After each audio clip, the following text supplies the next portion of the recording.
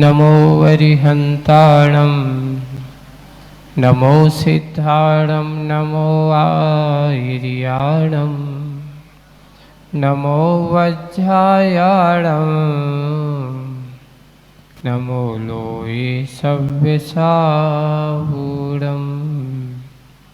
शासनिक भगवान महावीर स्वामी की मूल नायक देवादिदेव 1008 श्री शंभुनाथ भगवान की परम पूज्य आचार्य गुरुवर श्री विद्यासागर जी महाराज की अहिंसा आचार्य श्री समय सागर जी महाराज की समय सहिंसा परमो धर्म की।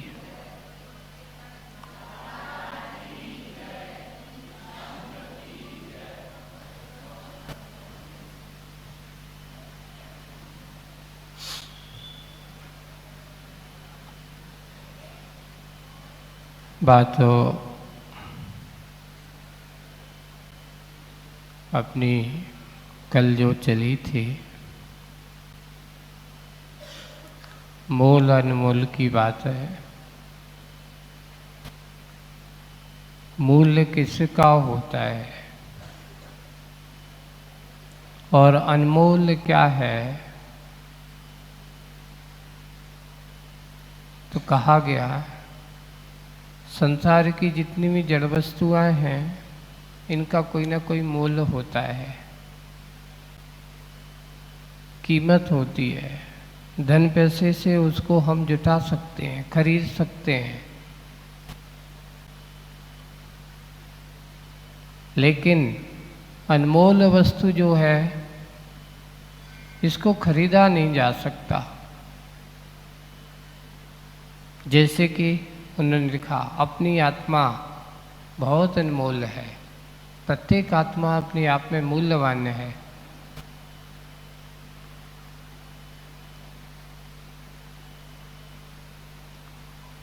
अगर हम इसकी कीमत समझें तो आपको उसका रहस्य ज्ञात होगा।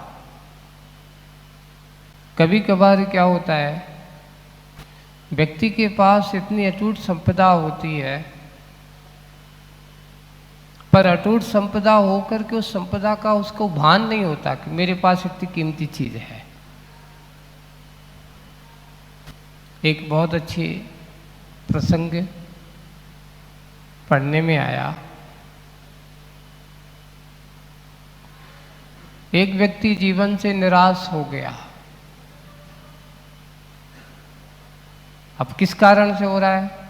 कारण यही है कि उसकी अपेक्षा थी कि मुझे ये मिल जाए, धन पैसे के अभाव के कार्य से परेशान, मेहनत करता है पर उसका काम धंधा नहीं चलता है। तो उसने क्या सोचा, ऐसा जीवन जीने से अच्छा है मर जाना ही ठीक है।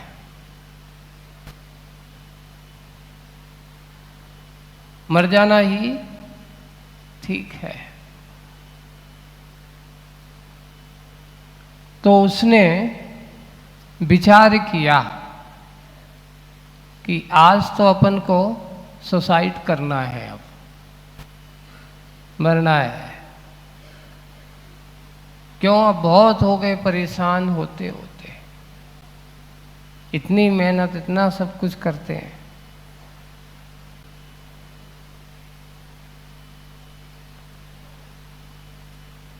अब उसने ऐसा सोच करके वो जा रहा है। कहाँ जा रहा है? क्योंकि जब सुसाइड करते तो सार्वजनिक रूप में तो करते नहीं। कई लोगों ने पूछा था, महाराज हमने उसमें जब ये बीच में अपना ये संधारा का कार्यक्रम चला था ना, और कुछ डिसीजन ऐसे हुए कि बोली ये भी आत्महत्या है, आत्मघात है।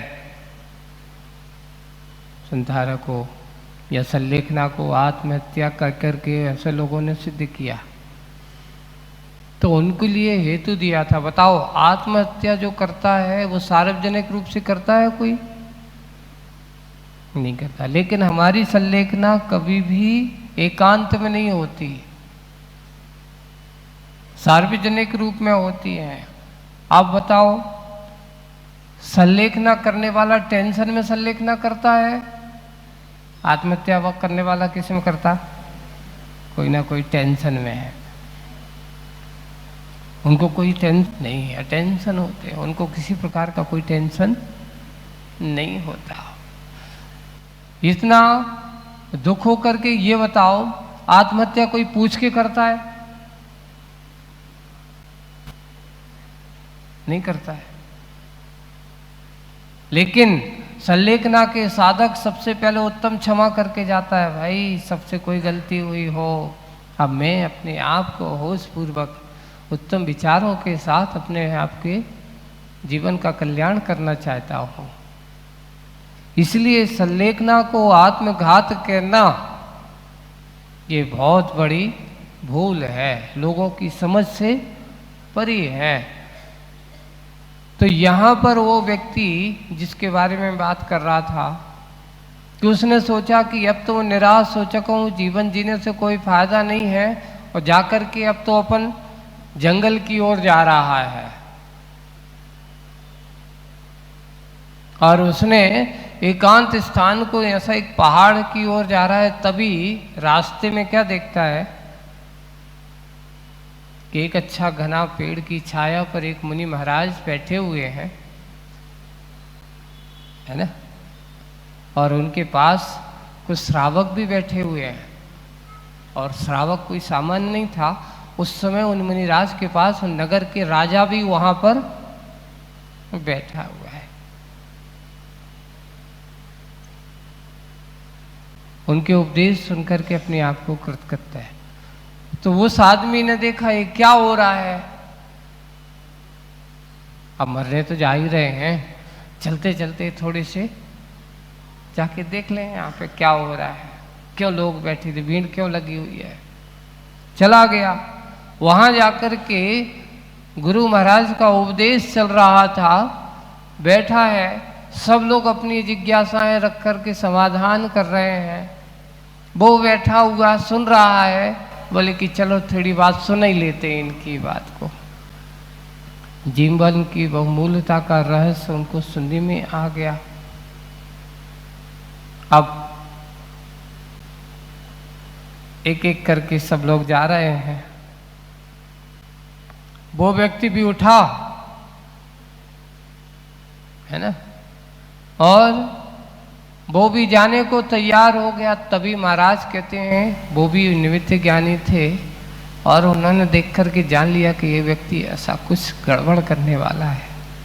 उसको बुलाया, क्यों भाई क्या बात है? बोले कि कुछ नहीं महाराज, बस अब बहुत हो गया, अब तो बहुत हो गया, जा रहा हूं, आशीर्वाद दो। कहाँ जा रहे हो? कहाँ जा रहे हो? बोले महाराज आपको बता नहीं सकता कहाँ जा रहे हो, कुछ ना कुछ तो होगा, क्या करना है? बोले कि अब बहुत हो गया, अब मेरे पास कुछ भी चारा नहीं बचा रहा, मैं तो बेचारा हो गया हूँ, जीवन से हताश हो चुका हूँ।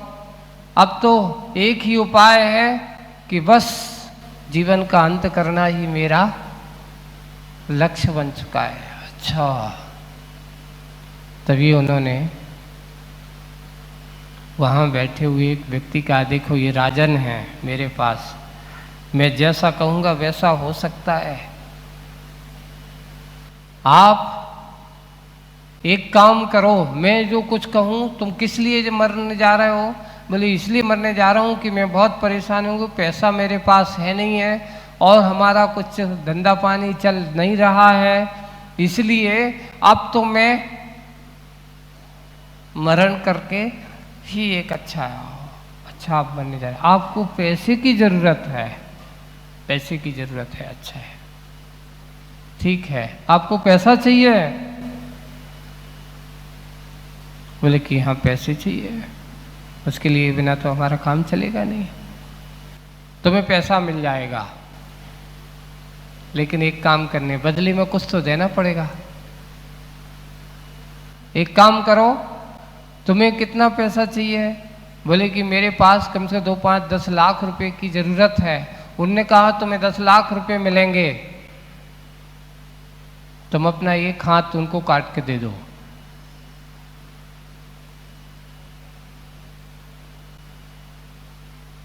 तुम्हें पैसा चाहिए ना, तुम अपना एक हाथ क्या दे दो। वो कहते हैं यहां से कैसे होगा, लोग क्या कहेंगे फिर।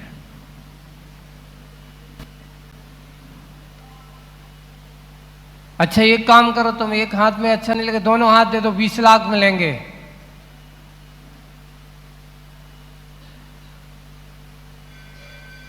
बोले कि नहीं नहीं महाराज, ऐसा नहीं हो सकता। राजा देखो मैं बैठा हूं, राजन बैठे हैं, मैं जो कहूंगा वो तुम्हारे लिए पूरी इच्छा कर देंगे। तो महाराज नहीं, ये नहीं हो सकता। तो अच्छा एक काम करो, हाथ नहीं दो, एक काम करो, तुम अपनी एक आंख दे दो। आंख तो उतनी ज्यादा चलेगी? नहीं नहीं महाराज, वो भी नहीं होगा। क्यों? लोक में जाएंगे तो एक आंख से अच्छा हो नहीं लगेगा, नहीं तो लोग सब कहेंगे, क्या कहेंगे, कान्हा इस प्रकार के, ऐसा लोग आक्षेप करेंगे, देखने में अच्छा है। एक काम करो, तुम दोनों दे दो, जैसे तो कोई देखेगा नहीं, तुम किसी को नहीं देखोगे,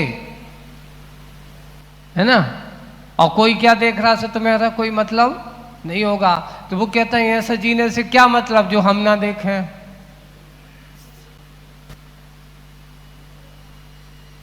सब देखें और मैं ना देखूं, ऐसा नहीं मुझे जीना है। आपकी कीमत इतनी है कि आप 10 लाख की चाहिए, मैं 10 लाख की एक आंख के 10 लाख, दोनों लाख आंखों के 20 लाख दे रहा हूं, फिर भी तुम कह रहे हो कि नहीं चाहिए। और धीरे धीरे बढ़ते चले जाते हैं। बोले कि अगर तुम आंख दे दो तो इतना 10-10 लाख को और बढ़ते जा रहे हैं, अगर तुम एक पैर दे दो और 10 लाख मिलेंगे। तो उससे कहा महाराज इससे अच्छा तो नहीं जीना ही बेकार है, ऐसे जीने से कोई बेकार नहीं। लास्ट में सारभूत ये बात आई कि जब तू एक आंख, इतने तुझे एक आंख के 10 लाख दे रहा हूं, तू देने तैयार नहीं है। एक हाथ के 10 लाख दे रहा हूं, तू देने तैयार नहीं है। दोनों हाथों की, दोनों आंखों के 20 लाख मिल रहा है, तू देने को तैयार नहीं है। सोच, तेरे पास इतनी कीमती चीजें हैं, इतनी बहुमूल्य चीजें तेरे पास हैं, और तू जाकर के क्या करना है, बहुमूल्य चीज को फांसी पर लटक के बेकार कर रहा है,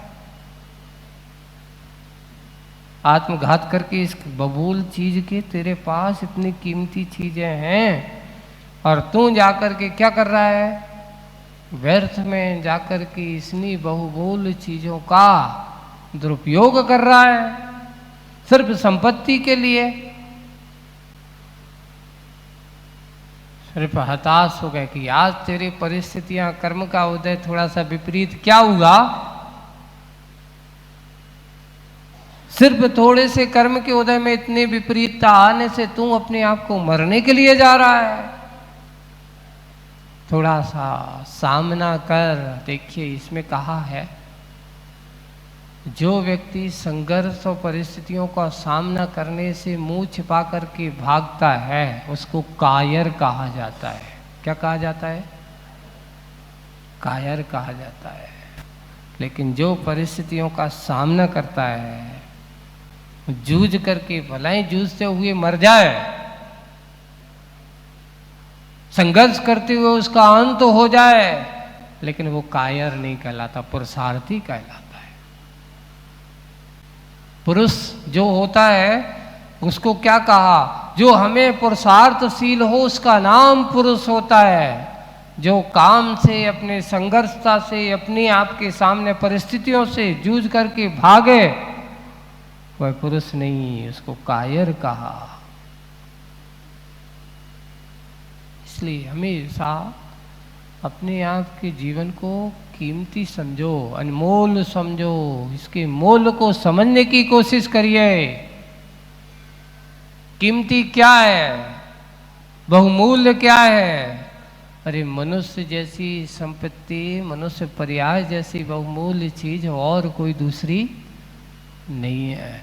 बाहर की संपत्ति तो मिलकर के छूट सकती है, लेकिन बंधुओं ये कहा दुर्लभ चीज एक बार मिल गई पुनः मिलेगी कोई जरूरी नहीं है। इन दुर्लभताओं में उन्होंने लिखा धन पैसा तो हाथ का मल है, लेकिन धर्म हाथ का मल नहीं है। ये तो अपने आप को धन्य करने वाला दिल है। इसलिए सोचो, उसकी इस बात को जब उन्होंने इस प्रकार के कहा और उसने ये जान लिया कि मेरे पास इतनी कीमती चीज होने के बावजूद भी मैं इनकी कीमत नहीं समझ पा रहा हूँ, और जाता है पुरुषार्थ करता है, डरने की जरूरत नहीं है। बाद में पता चलता है 2-5 साल के बाद आकर के वहीं उन मुनिराज के पास पहुंचता है, महाराज आपने तो मेरी आत्मशक्ति जागृत कर दी, आपने तो मेरी अंदर की सोई हुई चेतना को जागृत कर दिया, और अगर काश उस दिन आपके थोड़े से वचन सुनने नहीं गया होता तो मैं इस संसार में नहीं होता, और आज मैं करोड़पति हूँ। क्या हूँ आज मैं? मेरे पास करोड़ों की संपत्ति है। सिर्फ किसके कारण से? सिर्फ आपके द्वारा। सिर्फ एक बात बताई कि देख तेरे पास कितनी अंदर कितनी कीमती चीज है, इसको समझो, अपने अंदर की सोई हुई चेतना को जागृत करो। सिर्फ यही है। व्यक्ति निराश हो जाता है, टेंशन में आ जाता है, और टेंशन में आ जाता है तो बस एक ही रास्ता दिखाई देता है, काय का? सुसाइड, आत्मघात। बंधु, सबसे ज़्यादा हमारे आचार्यों ने लिखा है निम्न कार्य है जो आत्महत्या करने के भाव करता हो, आत्महत्या करता है तो उसके लिए कहा गया कि अगले भावों में जो ऐसे व्यक्ति होते हैं उनको कभी आत्मघात करने वालों को, आत्महत्या करने वालों को अगले भावों में ऐसी पर्याय नहीं मिलती। जाकर के कौन सी पर्यायों में भटकते हैं फिर? दुर्गति, नरक त्रयंच गति के पात्र बने रहते हैं। इसलिए सबसे पहले संकल्प होना चाहिए कि हम अपने जीवन में कभी क्या नहीं करेंगे? आत्मघात नहीं करेंगे।